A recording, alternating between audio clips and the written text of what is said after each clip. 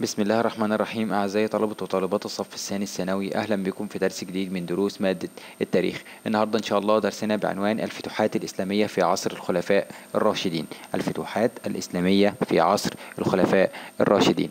الحصة اللي فاتت كنا اتكلمنا على عصر الخلفاء الراشدين، وقلنا إن هو أكثر العصور أهمية بعد عصر الرسول صلى الله عليه وسلم بسبب الفتوحات الإسلامية في ذلك العصر والنشاط السياسي والفكري والحضاري الذي شمل كافة مجالات الحياة. النهارده ان شاء الله هنتعرف على الفتوحات الاسلاميه زي ما ذكرنا. في البدايه في قدامنا خريطه لازم نبص عليها كويس ونحفظها كويس. دي الفتوحات الاسلاميه في عصر الخلفاء الراشدين، وركز معايا. طبعا الفتوحات الاسلاميه اكثر من ذلك بكثير، لكن احنا كل اللي علينا اللي هو في عصر الخلفاء الراشدين بس.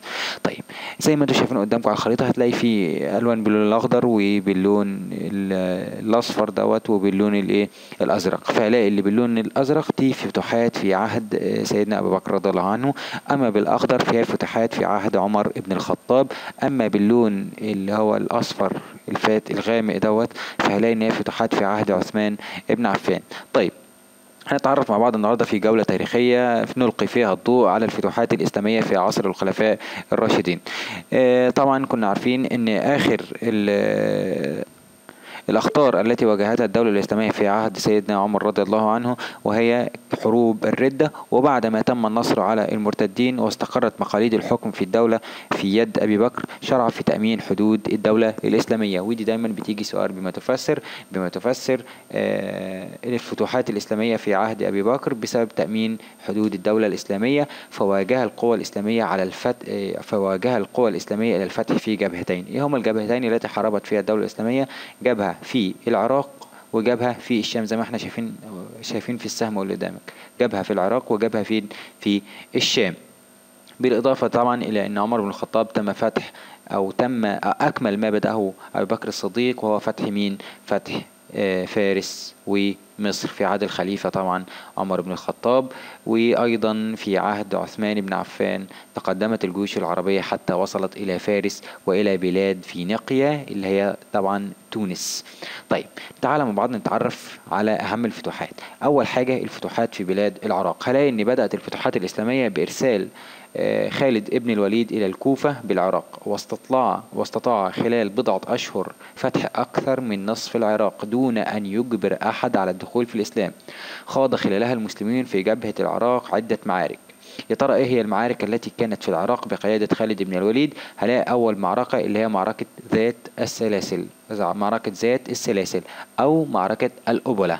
معركة الأبلة سنة 12 هجرية، سنة 633 ميلادية. طبعا معركة الأبلة أو معركة ذات السلاسل هي كانت في عهد سيدنا أبي بكر الصديق، وكانت بين المسلمين بقيادة خالد بن الوليد والفرس بقيادة هرمز، وانتهت بأول انتصار للمسلمين على الفرس. وتتمتع طبعا مدينة الأبلة بأهمية استراتيجية. دي بتيجي سؤال: ما هي أهمية مدينة الأبلة في الفتوحات الإسلامية؟ حيث لها أهمية استراتيجية، حيث أنها ميناء الفرس الوحيد على الخليج العربي، ومنها تأتي كل الإمدادات للحامية الفارسية بالعراق.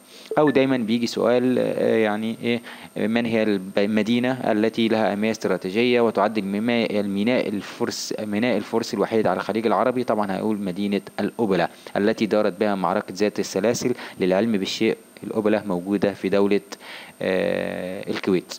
المعركة الثانية اللي كانت في بلاد العراق هي فتح الحيرة. فتح الحيرة كان سنة 12 هجرية 633، نفس العام بتاع موقعة ذات السلاسل. هي كانت مدينة الحيرة ذات الموقع استراتيجي وصمام أمان للدولة الفارسية، لذا جعل أبي بكر الصديق صلى الله عليه وسلم رضي الله عنه ملتقى الجيشين بهما، وأمام مقاومة المسلمين بقيادة خالد ابن الوليد. طبعا يعني عندي كده خالد ابن الوليد قاد معركتين: ذات السلاسل وفتح الحيرة. طيب، طبعا في معركة الحيرة هرب حاكم مين؟ حاكم الحيرة. بعد كده موقعة البويب دي في العام التالي لموقعة ذات السلاسل وفتح الحيرة، وهي سنة 13 هجرية 634. أرسل الفاروق عمر بن الخطاب الإمدادات لجيش المسلمين في العراق، وعلى رأسه المثنى ابن حارثة. وبدأ الفرس بالهجوم، وتمكن المسلمون من صد هجماتهم، وكان هذا النصر مؤزرا من الله سبحانه وتعالى. نشوف فين البويب على الخريطة. هلاقي بالسهم الأسود أو عليها إكس بالأسود البويب، والأبلة على الخليج العربي، والحيرة تحت البويب نحفظ الأشكال بالظبط. بعد كده موقعة القادسية في 14 هجرية سنة 635 ميلادية. طبعا موقعة القادسية موقعة مشهورة جدا في الإسلام، وهي من أهم المعارك اللي كانت ما بين المسلمين والفرس. انتهى طبعا بهزيمة الفرس وانتصار المسلمين بفضل جهود المسلمين وحكمة قائدهم اللي كان سعد ابن أبي وقاص. سعد ابن أبي وقاص. خلاص، يبقى خالد بن الوليد كده قائد معركتين اللي هي موقعة ذات السلاسل وفتح الحيرة. أما سعد بن أبي وقاص قائد موقعة القادسية في 14 هجرية. طيب، طبعا وموقعة الواب طبعا بقيادة مين؟ المثنى ابن حارثة. طيب، نخش بعد كده على فتح المدائن. المدائن مدينتها أو هي عاصمة الفرس.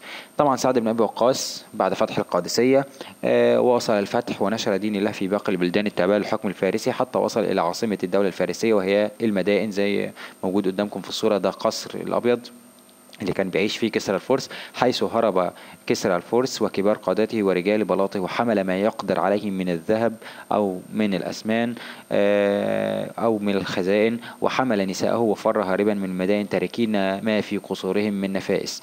هنلاحظ بعد كده أن لم يكتفي سعد بفتح المدائن، بل أمر جنوده بأن يستمروا في الفتح لبقية البلدان التابعة لكسرى وملاحقة جنوده. وبالفعل طبعا نجح المسلمين في فتح بقية البلدان التابعة للحكم الفارسي، وشرع سعد بن أبي وقاص في إرسال ما تركوه إلى المدينة وكان بها تاج كسرى وسواره، وأرسل ذلك طبعا إلى عمر رضي الله عنه واللي خليفة في المدينة المنورة.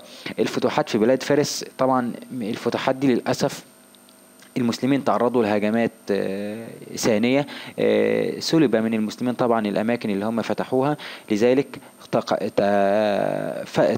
تحت قيادة خالد بن الوليد بدأت المرحلة الثانية أو المواجهة الثانية من الفتوحات تحت قيادة طبعا سعد بن أبي وقاص. خالد بن الوليد كان فتح كل البلاد اللي فاتت دي، هيجي بعد كده سعد بن وقاص ويستردها سنة 14 هجرية. فكان النصر الحاسم في معركة القادسية التي أنهت سيطرة الساسانيين على الجبهة الغربية لفارس، فانتقلت الحدود السياسية ما بين الدولة الإسلامية الفتية والفرس من العراق إلى جبال زاجروس. وبسبب الغارات المستمرة للفرس على العراق أمر الخليفة عمر بن الخطاب بتجريد الجيوش لفتح الإمبراطورية الفارسية بإكمالها. الكلام دوت كان سنة 21 هجرية 642 ميلادية، ولم يمضي عام 23 بعدها بسنتين حتى تم القضاء على تلك الإمبراطورية وفتحت فارس بأكملها، وده فتح الباب لسلسلة من الفتوحات الأخرى. نخش بعد كده ايه هي اهم الفتوحات الاخرى في بلاد العراق. هلاقي في عندي فتح الري، فتح مدينة الري 24 هجرية 645 ميلادية، حيث أصدر الخليفة عثمان بن عفان أوامره إلى أبي موسى الأشعري اللي هو والي الكوفة بتوجيه جيشه إليها لتمردها، فأرسل إليهم قريظة ابن كعب الأنصاري، فأعاد قريظة فتح الري وانتشر الإسلام بين أهلها وصلحت أحوالهم. طيب، يبقى عندي كده اسمين مهمين. من هو والي الكوفة سنة 24 هجرية؟ اللي هو أبي موسى الأشعري. طبعا أبي موسى من هو الذي فتح الري؟ هقول قريظة ابن كعب الأنصاري. طيب، فتح طبرستان. طبرستان سنة 30 هجرية. قاد سعيد ابن العاص جيشا من الكوفة عام 30 هجرية ومع عديد من الصحابة لإعادة فتح طبرستان وفرض الإدارة الإسلامية عليها، وتم الفتح طبعا سنة 30 هجرية. وآخر حاجة فتح خراسان سنة 31 هجرية، حيث خرج عبد الله بن عامر إلى خراسان في سنة 31 هجرية بعدما نقضوا عهدهم أثناء الخلافة. دي دايما بتيجي بما تفسر فتح خراسان، حيث نقضوا طبعا عهودهم في أثناء خلافة عثمان بن عفان، ففتحت عدة مدن حتى وصل إلى خراسان، وتتابعت الفتوحات في البلاد حتى نقضت عهودها. وهكذا نجح الخليفة عثمان بن عفان في التصدي لحركة التمرد في المشرق.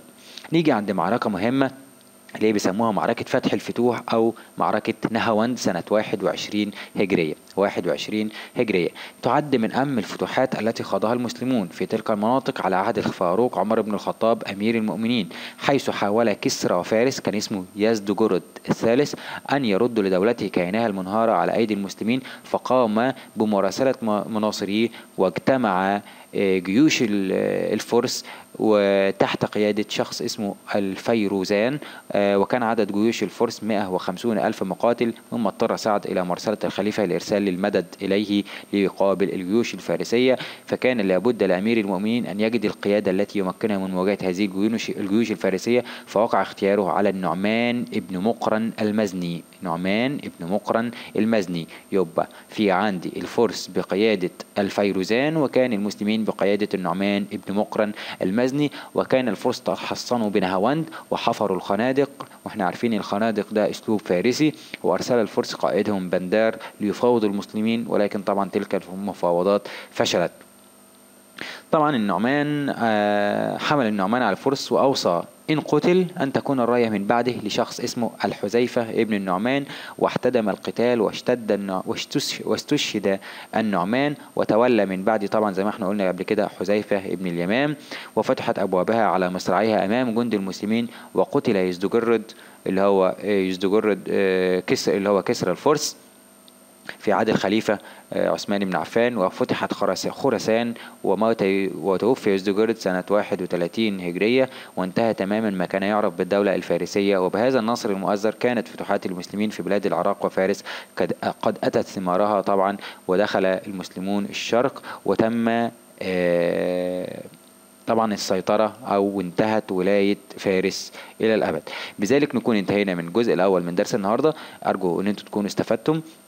نركز بقى مع بعض ونفتكر مع بعض الحاجات اللي احنا قلناها النهاردة. في البداية خالص قلنا الفتوحات الإسلامية في العراق كان في جبهتين، جبهة في العراق وجبهة في الشام، مش كده ولا ايه؟ جبهة في العراق وجبهة في الشام. قلنا فتوحات العراق قلنا 4 معارك: موقعة ذات السلاسل أو الأوبلة، وفتح الحيرة، الاثنين كانوا سنة 12 هجرية 633 ميلادية. بعد ذلك موقعة البويب سنة 13 هجرية 634، وموقعة القادسية 14 هجرية سنة 635. وبعد كده فتحت المدائن سنة 16 هجرية عن طريق طبعا سعد بن أبي وقاص.